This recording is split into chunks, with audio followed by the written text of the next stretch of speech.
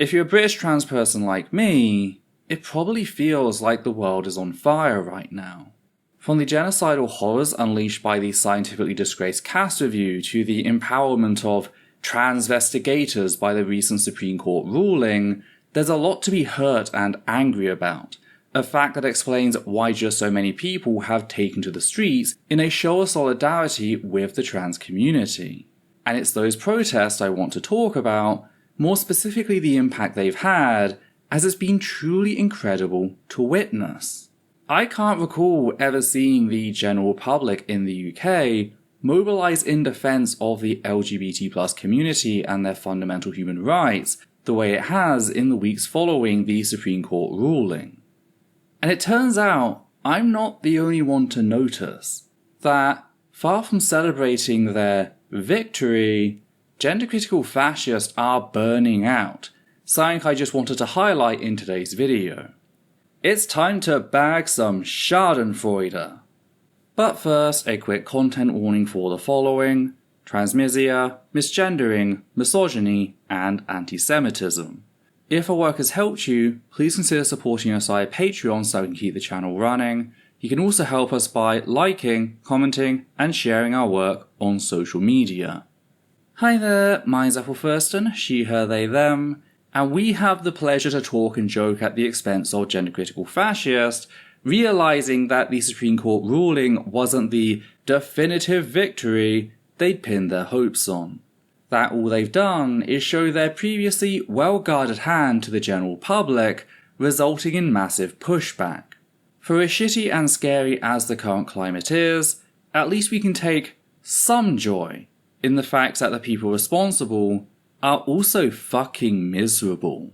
This entire display began with a post by gender-critical fascist Jane Jones, who posted to Twitter making excuses for why gender-critical fascists seem to have endless time and money to terrorize not just trans people, but intersex people, women of colour, and the vast majority of cis women who do not accept their violent political ideology, yet none to tackle real issues faced by most women. The thread was the usual circle jerk. I don't really want to get into that. If you want an evidence breakdown on how gender-critical fascism appropriates feminism to hide its fascism, I did a whole 1-hour video on that. But the conversation continues until another gender-critical fascist by the name of Grace Hawthorne declares that their campaign of anti-trans bigotry is, quote, a huge layer of additional work while the other work was also happening. It's no surprise to me that so many feminist women are currently absolutely exhausted, end quote. This then prompted Jane Jones to quote tweet, adding that, quote, we are exhausted and everyone I know just wants this to be over so we can get back to getting on with the shit we want to be getting on with. But the response over the last 4 weeks has made it abundantly clear that the trans rights movement has no intention of taking no for an answer. We have one group of people demanding that women hand over their legal existence, their rights, their language, their analysis, and their political movement. We have another group of people saying no. If you think that the end of this should come by unrelentingly pressuring those people's no until they submit, you are in the domination business. It's that simple. And I really don't know why you are so surprised to discover that feminism's prime directive is resisting male dominance, end quote. Again, with the false framing, white cis endosex women don't own the experience of womanhood, legal or otherwise. The belief that they do is what empowers supporters of patriarchal white supremacy to attack any woman they deem not feminine enough, particularly women of colour, with their list of victims including the likes of Michelle Obama and Imane Khalif. They also target breast cancer survivors, as we covered just the other week. That's a level of spite gender-critical fascists adhere to just in an effort to hurt trans people, all whilst pretending to care about the very cis women they ritualistically abuse. Again, see the video on gender-critical fascism to understand why they're so desperate to pretend that they're feminist for a more detailed breakdown. Yet I think this touches on a big shift with the recent Supreme Court ruling, at least as far as the general public is concerned. For years, the anti-trans crowd has sold the public the lie that they're not bigots merely seeking to hurt trans people, particularly trans women, but that they're feminists who merely have concerns. Yet the recent Supreme Court ruling completely demolished that facade, revealing that it was never about protecting cis women. This is a rollback in trans people's rights, a move that highlights the fact that trans women have had legally enshrined access to women's spaces since at least 2010 without a single incident. So to strip trans women of said access after they've enjoyed said right, an equal fucking right, for more than 14 years, is very telling. It pulls the mask of respectability away, exposing gender-critical fascism for the monster it's always been, a political agenda that exists solely for the purpose of eradicating trans women as sexual deviants, whilst enslaving trans men as breeding stock in order to tackle what they claim is a Jewish orchestrated white genocide. Those are quite literally the foundational beliefs of gender-critical fascism, as demonstrated in our video on the topic. I think that reveal is why there's been an uptick in the number of cis people taking to the streets, protesting the Supreme Court ruling, just giving us an incredible show of solidarity. And I welcome that demonstration of compassion because that's what it is. Trans people are being stripped of their human rights, denied their very identity and by extension, basic humanity. When you protest in support of trans-inclusive systems, this is what you are fighting to restore. So thank you. It really means a lot to see every protest these last few weeks. I also love to see the EHRC backtracking, as they're now being sued on multiple fronts, same for Hillary Cass. The pushback on this has been amazing. Yeah, returning to the post, I think it's very telling. Specifically this idea that the trans community would fold the moment the Supreme Court ruled against our basic human rights. This is pure projection. It's Jones telling on herself and her fellow fascists the way they see the issue not as one genuinely involving their human rights, but as a hobby, something to do between shitty brunches with the girls, only for the trans community to spoil things by refusing to be beaten into submission. Because it needs pointing out that gender-critical fascism, at least as it exists in the UK, is very much an upper middle class movement headed by a literal billionaire.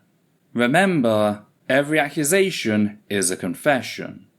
Speaking of, a part of me wonders if Rowling's recent offer to fund cases in favour of anti-trans discrimination is an attempt to offset this burnout. And yes, I am working on a video regarding her fascist fund.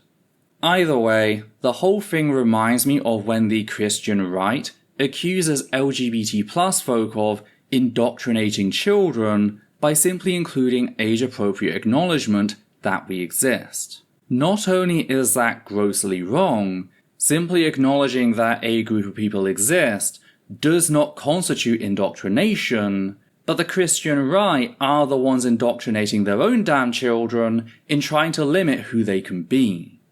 Because that's how they come to see children, as puppets to be controlled by their parents, so of course queer people must also be doing that. The Prosecco stormtroopers, likewise, can only assume that trans people are protesting as a hobby because that's all they see their activism to be. They're not doing this to protect their rights because human rights are not a zero-sum situation, but to torment trans people along with intersex people, women of colour, and breast cancer survivors. It's clear that these people have faced little actual strife and are just looking for socially acceptable targets to get drunk on power. Only problem is, things didn't work out quite like they'd planned. It was fun for them whilst they could hide behind the lie that what they were doing was remotely feminist, but now that mask has been removed, their friends are abandoning them, the public hates them, and trans people haven't suddenly vanished. As is very often the case, fascism's downfall typically comes as a result of early success.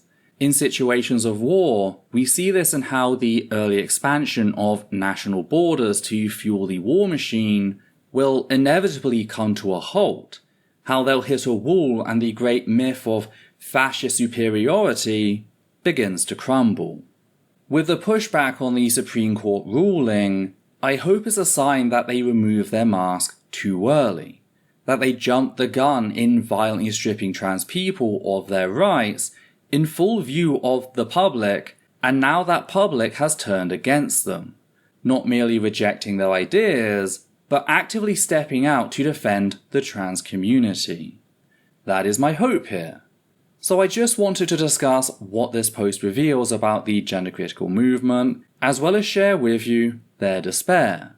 Because it's important to remember that, even if you're a trans person in the UK who doesn't feel like they're doing enough, you are resisting gender critical fascism each and every day simply by breathing, connecting with others, and living the best life you can in the moment.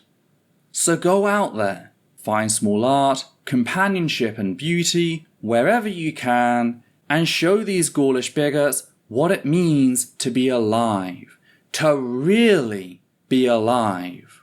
We can and are pushing back. Again, the EHRC is on the run, Faulkner has been left to the dogs, the whole system that was jerry-rigged these past few years is collapsing. We just need to pull out some sticks, a bag of marshmallows, and watch the entire thing burn. Happy Pride, everyone! Though, what do you think? What are your thoughts on the post? What inspires you in the current climate? What more could we be doing to destroy gender critical fascism? Did you notice something I missed? If so, be sure to let me know in the comments down below. And if you appreciate what we do here and want to help keep us running, please consider becoming one of the wonderful patrons who make our work possible. You can also make a one-time donation via PayPal or Super Thanks on YouTube. On that note, we'd just like to thank the following people: Matthew Kovac, Flynn, Bo Ayer, Deborah Goldsmith, Higgins the Seagull, Jackie Sins, Mix Alba, and Peter Cole. And from myself, Adita and Levi, take care now.